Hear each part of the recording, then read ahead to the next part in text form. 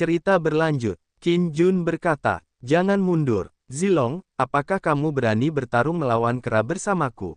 Zilong menjawab, "Bagaimana mungkin aku tidak berani?" Lalu Qin Jun bilang, "Bagus. Bergegas." Mereka berdua terbang menuju sekumpulan kera raksasa. Setelah 1 jam, keranya sudah pada mati semua. Ding! Bunuh kera puncak tingkat 6 dan dapatkan 189.000 poin pengalaman. Qin Jun berkata dalam hati, "Sistem, setidaknya ada 100.000 mayat Ardipithecus di sini. Bagaimana cara mengumpulkannya? Apakah Anda ingin saya mengambilnya satu persatu?" Ding! Selesaikan tugas wajib, memanen kristal bumi. Dapatkan kesempatan untuk memanggil dewa dan setan dan undian acak. Di situ terlihat aura warna kuning keluar dari kera. Qin Jun berkata dalam hati, "Ngomong-ngomong, jika aku memanggil dewa dan iblis di dunia pengamatan, apakah aku akan ditemukan oleh orang-orang di kuil?" Sistem menjawab, "Tidak, alam Guanyin adalah dunianya sendiri, dan ada banyak binatang buas dan orang kuat yang tersembunyi di dalamnya. Tentu saja, jika tingkat kultivasi Anda terlalu kuat, itu juga akan menarik perhatian." Terlihat energi dari kera itu masuk ke tubuh Qin Jun. Qin Jun berpikir, dengan cara ini, aku bisa memanggil dewa dan iblis tanpa batas di sini, dan itu menyenangkan. Mulai memanggil, ding, sekarang mulailah memanggil dewa dan iblis secara acak. Dan mendapatkan dewa, yang ciri-cirinya membawa tombak. Qin Jun berkata, "Oke, ayo kita cari yang lain." Mereka berdua menjawab, "Baik." Qin Jun berpikir, selanjutnya, tunggu saja para dewa dan iblis sujud, dan sistem akan memulai pengundian acak. Berpindah di ruang pengawasan, orang itu berkata, "Apa yang terjadi, bau ini?" Wanita rambut hijau berkata, "Apakah ada orang misterius dan berkuasa yang menyelinap ke dunia pengamatan langit?" Orang yang pakai jubah hitam bilang, "Tidak mungkin, jika seseorang menerobos masuk dengan paksa, roh dunia pengamat pasti akan mengetahuinya." Dan diperlihatkan pejabat bintang besar. Dia berkata, "Oke, kita tunggu saja dan lihat apa yang terjadi. Alam Guantian telah ada selama puluhan ribu tahun, dan ada banyak orang tua kuat yang bersembunyi di dalamnya. Mungkin siapa yang membuat terobosan?" Yang rambut biru berkata, "Dengarkan pejabat bintang besar." Lalu ada yang berkata, "Lihat, si kecil dari Dongfangji ini sedang menuju lapisan Vena Utara. Retak tanah Vena Utara, disitulah Raja Lian tinggal. Raja Lian tidak mudah diajak main-main, dia memakan banyak orang jenius di setiap konferensi pengamatan langit. Apakah ada cara untuk menghentikan ini? Kami memiliki kesepakatan dengan Raja Lian, selama dia tidak meninggalkan celah di Vena Utara, sekarang, kita hanya bisa membiarkannya." Bakat hebat meminta berkah. Setelah 1 jam, Qin Jun, Zilong dan Xiao Xie mendarat di dekat sungai. Ding! Selamat kepada tuan rumah karena telah mengambil pil meditasi. Setelah meminumnya, pemahaman akan meningkat untuk jangka waktu tertentu, dan dapat digunakan saat memahami kekuatan magis. Qin Jun berpikir, lumayan barang bagus. Lalu ada yang memanggil, "Yang mulia." Xiao Xie berkata, "Haruskah kita pergi ke arah lain? Saya selalu merasa ada sesuatu yang menakutkan di depan." Qin Jun menjawab, "Oke." Lalu air sungai di depan Qin Jun jadi berwarna merah. Dan ada 2 kepala di sana. "Aku pergi." Qin Jun bilang, "Kepala ini, jelas baru saja mati, dan masih ada tanda-tanda dimakan. Ada yang tidak beres di sini." Xiao Xie berkata, "Yang mulia, ayo cepat pergi."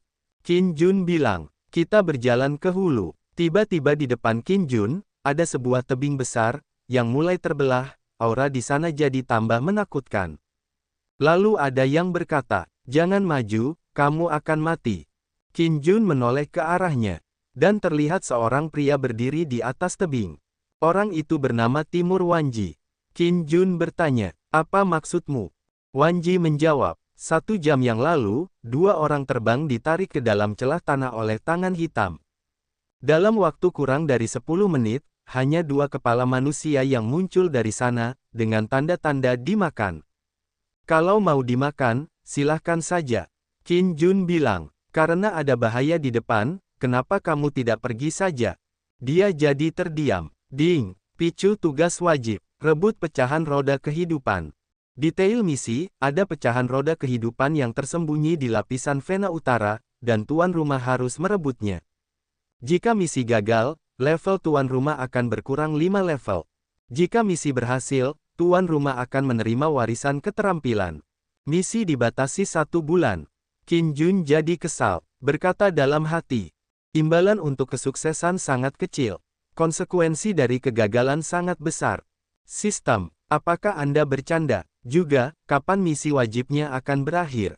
Mungkinkah misi itu akan terpicu terus-menerus? Sistem menjawab. Barang-barang wajib dikumpulkan adalah semua bahan yang membantu sistem menjadi lebih baik dan lebih kuat. Semakin sempurna sistemnya, semakin banyak fungsi yang dapat dinikmati tuan rumah. Saya berharap tuan rumah mau bekerja sama. Zilong bertanya. Yang mulia, apa yang harus kita lakukan selanjutnya? Qin Jun menjawab. Tunggu saja. Lalu Qin Jun pindah ke atas tebing. Berpikir. Sekarang saya hanya bisa berdoa agar dewa dan iblis baru bisa lebih kuat. Lalu terlihat Anlang yang terbang di atas.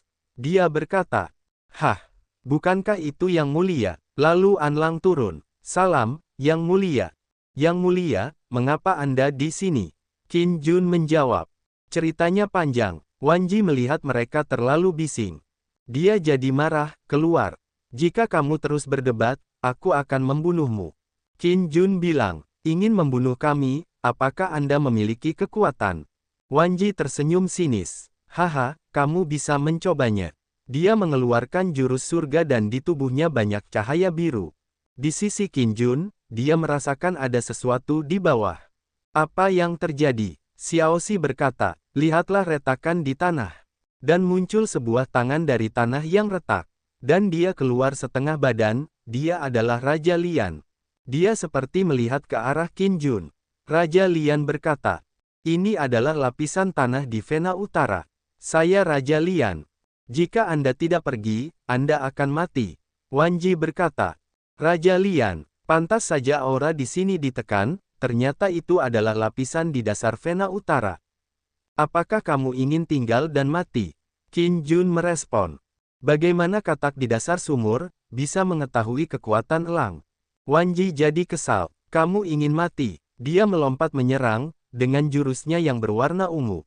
Lalu, Qin Jun membakarnya dengan api samadi, hingga dia terpental, lalu menabrak tebing, hingga terlihat seperti ledakan api di sana. Di sisi lain Raja Lian berniat memakan Qin Jun. "Nyala api yang sangat kuat. Jika aku memakanmu, aku mungkin menjadi lebih kuat." Ding! Selamat kepada tuan rumah karena telah memanggil dewa dan iblis Erlang Sen, Yang Jian, dari mitos dan legenda.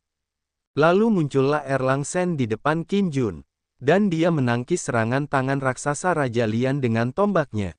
Raja Lian tubuhnya jadi hancur dan terbelah oleh energi Erlang Sen. "Kau, Ding!" Yang Jian berasal dari mitos dan legenda. Identitas, Erlang Sen, King Yuan Miaodao Zenzun, Zhao Hui Seng Renyou Wang, Erlang Xian Sheng Zhenjun. Budidaya, kesempurnaan di negeri dongeng Taiyisan. Kungfu, 89 keterampilan misterius, Golden Elixir Avenue. Kekuatan supernatural, 72 transformasi kejahatan bumi, tanah longsor dan retakan tanah, mengubah tanah menjadi baja, cahaya keemasan vertikal dari tanah, dan mata surgawi pemusnah kejahatan. Senjata ajaib, pedang berujung 3 dewa perang, pedang pembunuh iblis, kapak pembuka gunung, tali pengikat iblis. Loyalitas, 85, nilai penuh 100.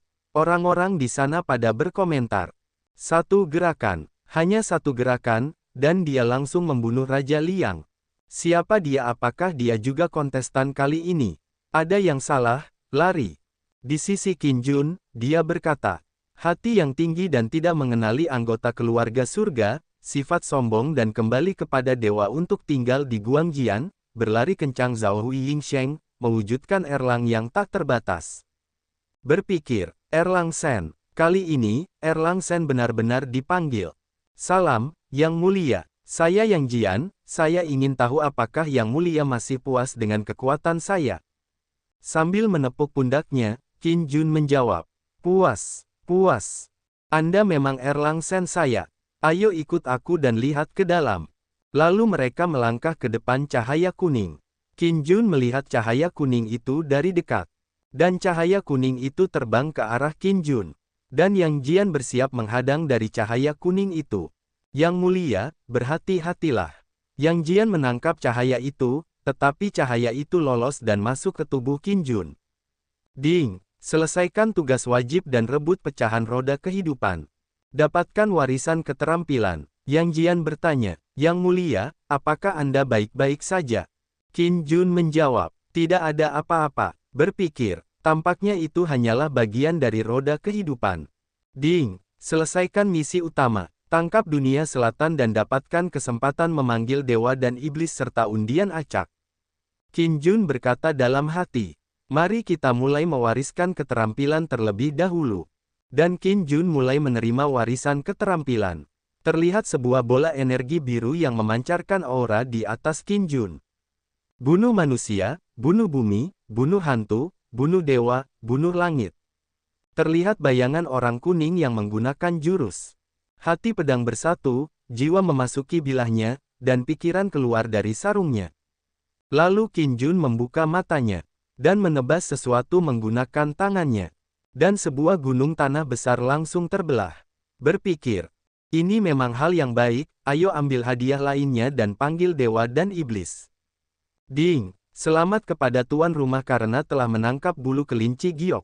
Ding, mulailah memanggil dewa dan iblis secara acak. Di situ Anlang terkejut melihat tebasan tangan Qin Jun. Lalu Qin Jun mendapatkan orang botak.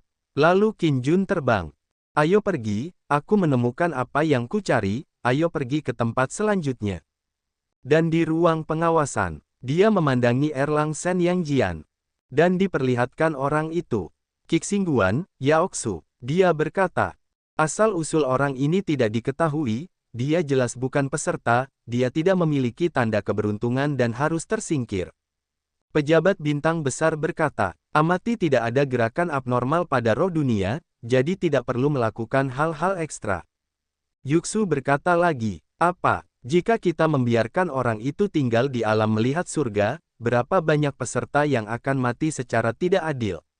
Pejabat bintang besar bilang, diam, tidak perlu membahas masalah ini.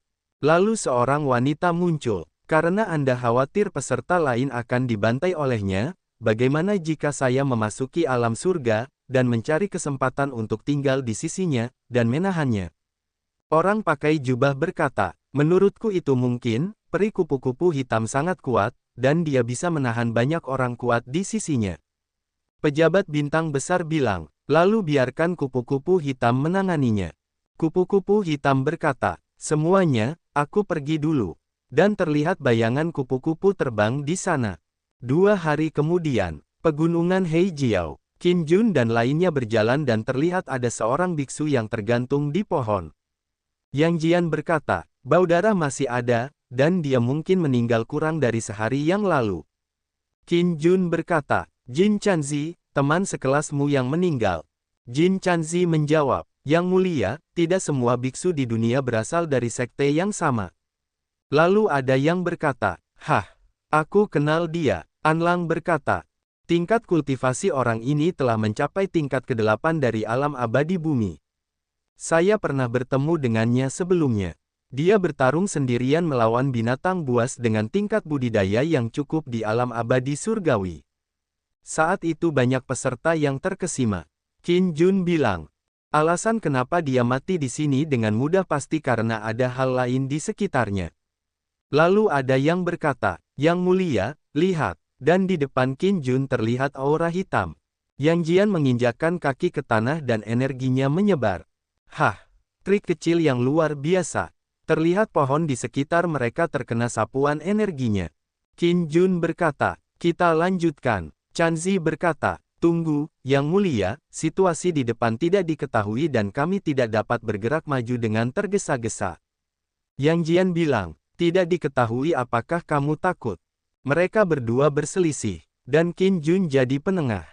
Hei, kalian berdua, tolong kendalikan dirimu. Sekarang bukan waktunya untuk pertengkaran internal. Chanzi berkata, aku tahu kamu kuat, tapi selalu ada beberapa hal yang perlu ditabukan di dunia ini. Yang Jian menanggapi, saya hanya tahu dalam menghadapi kekuatan absolut, strategi apapun tidak ada gunanya. Lalu Qin Jun berkata, oke, ucapkan saja beberapa patah kata. Kalian berdua punya ide yang berbeda, jadi mengapa berdebat? Berkultivasi sebagai makhluk abadi berarti berperang melawan langit dan bumi. Jika ada sesuatu yang berbeda di depan Anda dan Anda tidak pergi ke sana, keabadian macam apa yang Anda kembangkan? Pergi, teruslah bergerak. Dan saat Qin Jun terus bergerak maju, terlihat beberapa orang yang mati. Dan ada setan melayang di atas Qin Jun. Setan itu mengelilingi Qin Jun dan lainnya. Yang Jian bertanya, ini, apa ini? Lalu Yang Jian menebasnya, siluman apa? Cepat muncul. Di sisi lain, Qin Jun melihat di bawahnya ada aura gelap. Lalu dia melompat dan terlihat setan-setan yang akan mengenai Qin Jun. Setan itu berkata, saya tidak suka. Dingin, dan ada setan yang akan menyerang Qin Jun. Oh, ya ampun, Chanzi dan Yang Jian khawatir. Yang mulia, lalu terlihat sesosok kaki wanita. Dia melompat, dan wanita kupu-kupu hitam itu muncul di depan Qin Jun, dan menghancurkan setan yang tadi.